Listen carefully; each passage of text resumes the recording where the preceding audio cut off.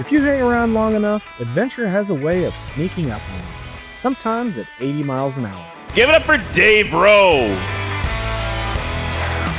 Howdy.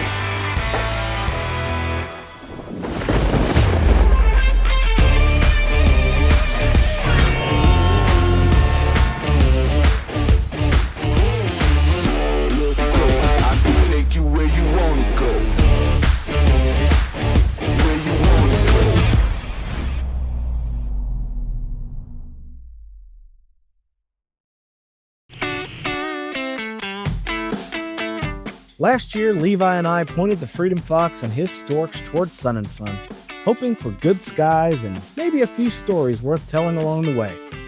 One of those came true. When I landed, the crew rolled the Fox right up in front of the Bushwheel Base Camp tent.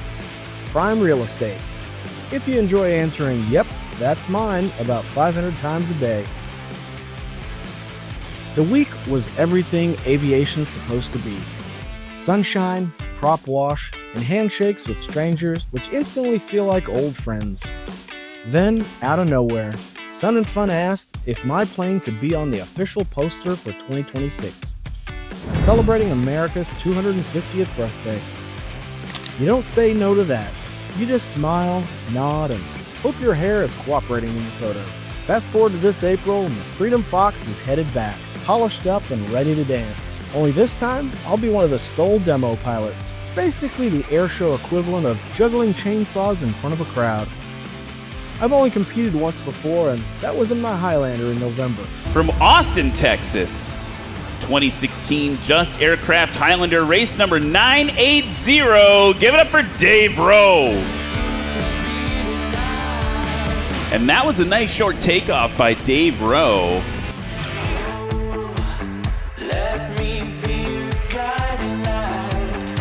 You can see that video up here in the corner. So I did what any sensible pilot would do. I called Levi and begged for some advice.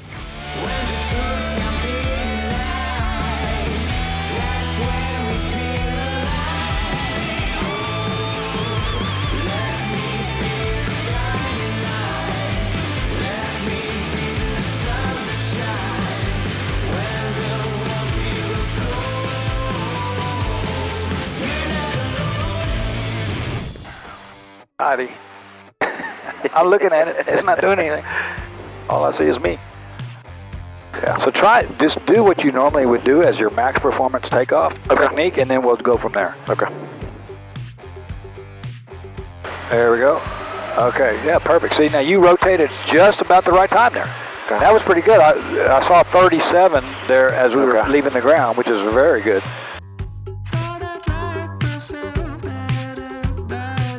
And you see sometimes during the STOL competitions or takeoffs, you go early, and then what happens? If you go too early, it takes you a lot longer because now you've got the tail on the ground, you got a lot of drag, and then you're just trying to get back. Right.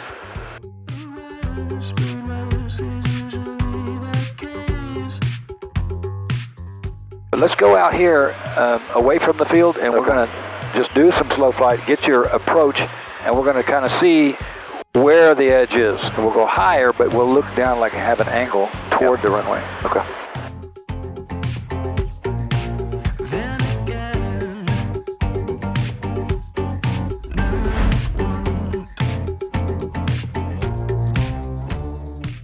So you're right at 50 right now. I think 45 is probably where you ought to be.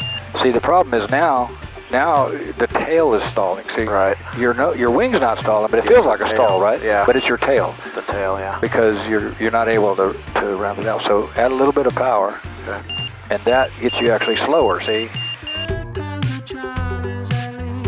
But see, right in here is a good safe place to be, because now if anything happens, just add power. Don't even change your attitude. Just add power. Right. You've got plenty of power to get out of it. Yeah.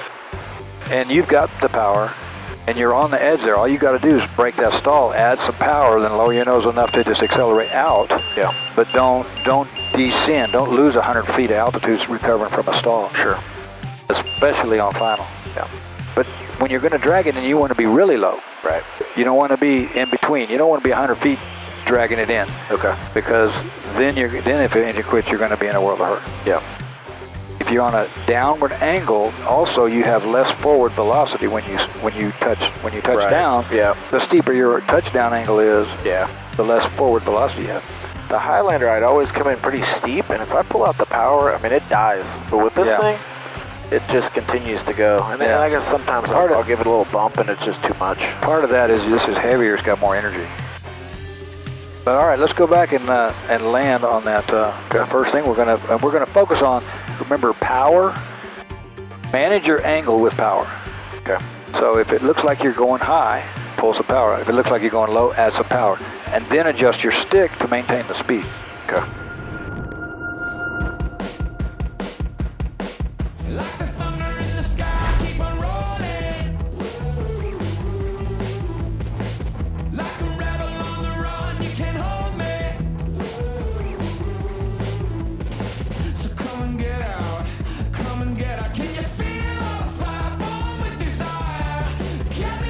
Yeah, so right there at the bottom, and that's what happens when you add that power blast at the end. Yeah.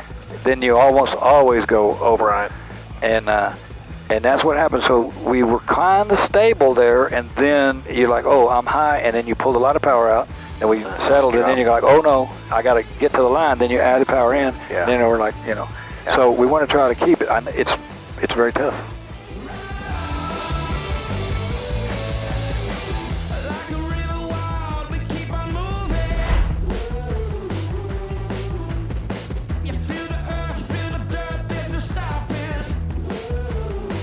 And then normally in the pattern at Sun and Fun or in the STOL competition, you're gonna go ahead and fully bring your flaps up and speed. Bring them up and go. Okay. The normal speed. Yeah. It depends on who's in the pattern with you. Sure.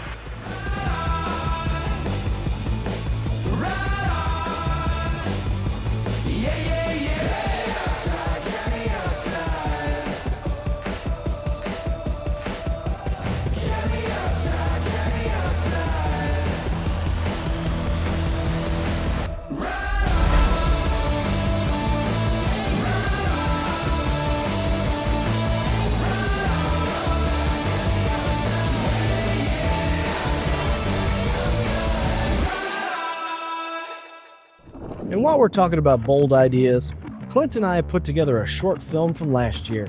You might catch a few familiar shots in there, and maybe, just maybe, a hint of what's coming next.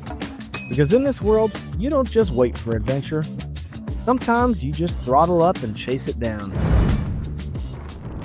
What's up, guys? I was out at Sun and Fun this year, and I really wanted to fly in the STOL Demo, but I wasn't checked out or approved. But they would like for me to fly in it next year. So we're going to go out with Levi and do a little bit of flying. He's going to give me some instruction, see if I can get used to flying STOL.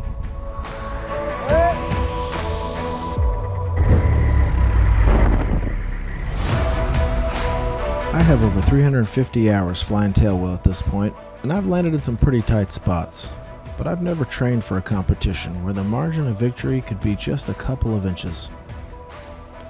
My buddy Levi has been flying STOL competitions for years, so he agreed to meet up and give me some instruction on how to really dial in my STOL landings.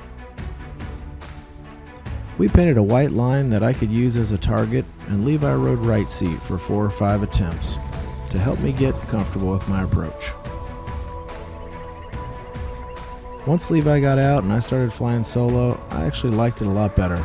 Since I normally fly alone, I was more comfortable with the plane being super light. It took a few attempts to get dialed in, but I could tell I was getting better on each try. Well, what'd you think of all that? I think I got some work to do, staying behind the power curve, controlling it, but I feel good. Definitely felt a lot better just with me in the plane.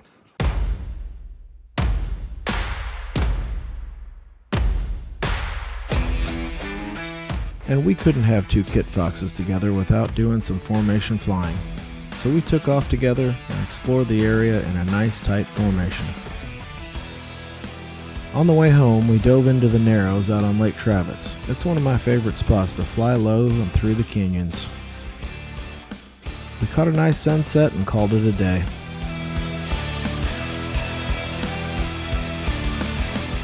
And these are the kind of days that just remind you how fun it is to be a tailwheel pilot.